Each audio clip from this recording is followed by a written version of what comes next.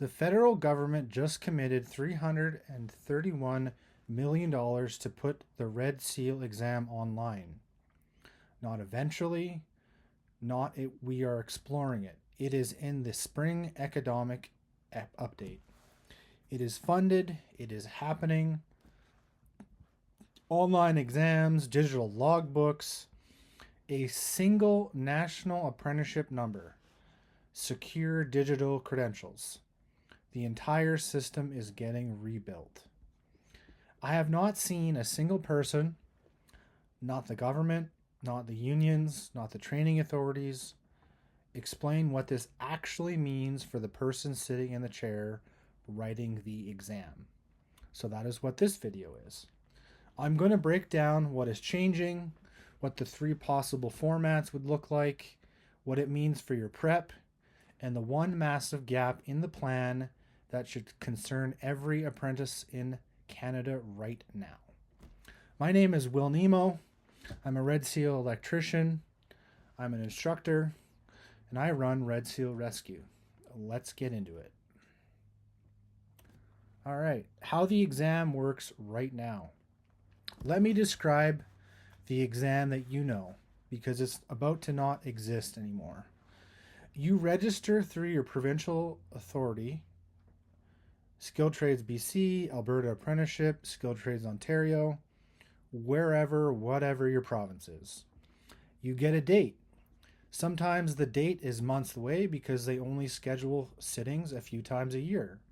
You show up at a testing center, usually a polytechnic, sometimes a government office. You sit in a room with other people. Quiet, fluorescent overhead lights, clock on the wall. They hand you a paper booklet, a pencil, an eraser, a calculator. Their calculator, not yours. Scrap paper. And for some trades, a reference. Electricians get a code book. Carpenters and plumbers get their own versions. Most other trades get nothing. You answer 100 to 150 multiple choice questions, 3 to 4 hours, 70% to pass. You can flip through the booklet. You can mark questions with your pencil and come back to them. You can feel how many pages are left. You develop a rhythm. Then you hand it in. You wait weeks, sometimes months, depending on the province. That is the system. Paper, pencil, testing center. Wait. It has worked this way for decades. The spring economic update says it's changing. It does not say how. Section 2. There are 3 versions of online, quotation marks. So this is what drives me crazy about this announcement. When the government says online exams, that could mean 3 completely different things, and each one is fundamentally different for the candidate. 1. Computer-based at a testing center. Version 1, computer-based testing, but you will show up at a physical location. Same room, same invigilator, same controlled environment. The exam just moves from paper to a screen. This is how the Chartered Accountant's exam already works. Most Pearson VUE certifications work this way. You show up, you sit at a computer, you click your answers instead of filling in bubbles. The content stays exactly the same. The experience changes a little. You're reading on a screen instead of flipping pages. Scoring is faster. Scheduling is more flexible. This is the least disruptive option and probably the first step.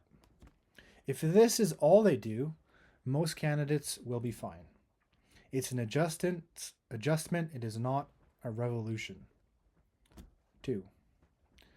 Remote proctored from home. Version 2. You sit the exam on your own computer, at home, or wherever you find a quiet space. A webcam watches you. An AI system monitors your eye movements, your audio, your screen. Your room gets scanned before you start. You look away from the screen too long, it flags you. If someone walks into the room, it flags you. If your internet cuts out, you might lose your session. This is how a lot of professional certifications moved during the COVID 19 pandemic and never moved back. It's been cheaper, it's a lot more accessible in theory, but here's the reality for tradespeople. You spent 4 years on construction sites. You might be living in a camp, you might be in a shared apartment, you might be in a rural community where the internet drops twice a day. You may not own a computer with a working webcam. And now you're expected to create a controlled testing environment in your kitchen while your kids are in the next room or while your roommate is watching TV. This format works great for accountants with home offices, but it is a nightmare for a lot of tradespeople. Number 3, adaptive testing. Version 3, this is the big one, adaptive testing.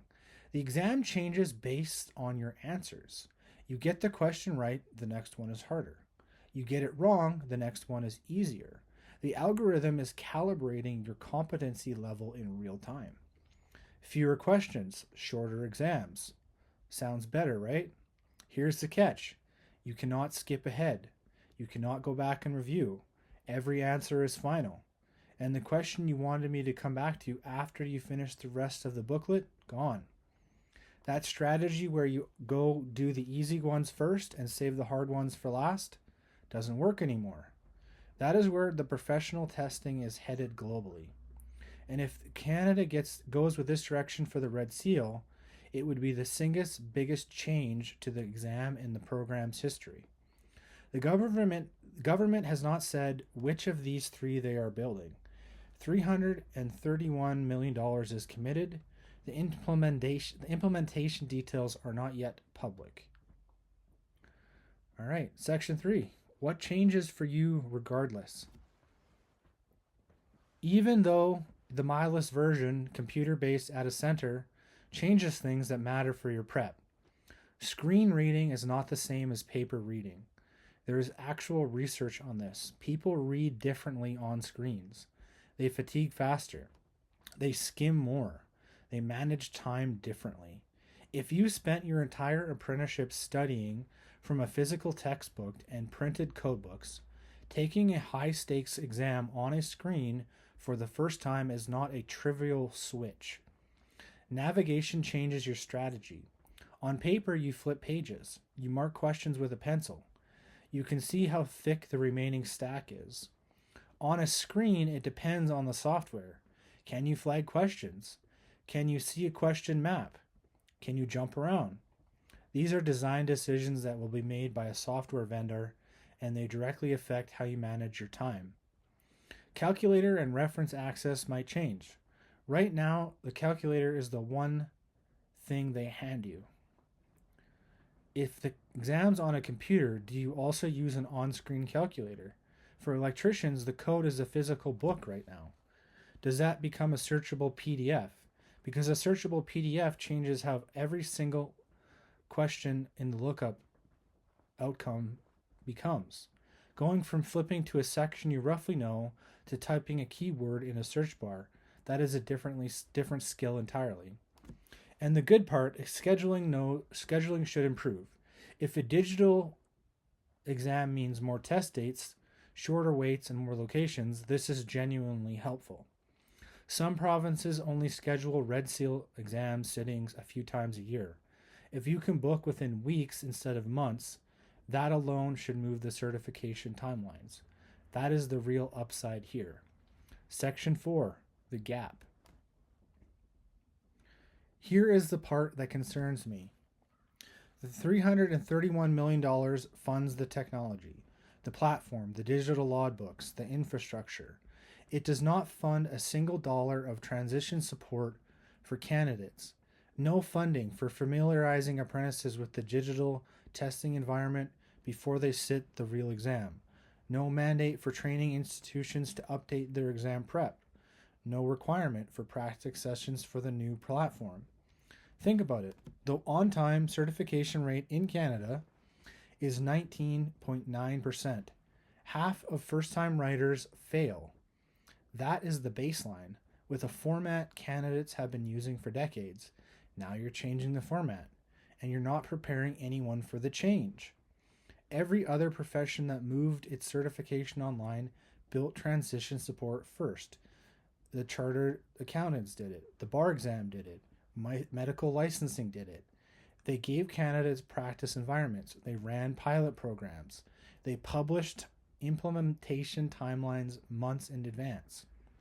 The trades are the last profession in Canada to make this move, and they're building it without the support candidate infrastructure that every profession needs. That is the gap. And that is the gap that turns a modernization investment into a completion problem. All right, section 5. What should you do? So what do you do if you're preparing for the Red Seal exam right now?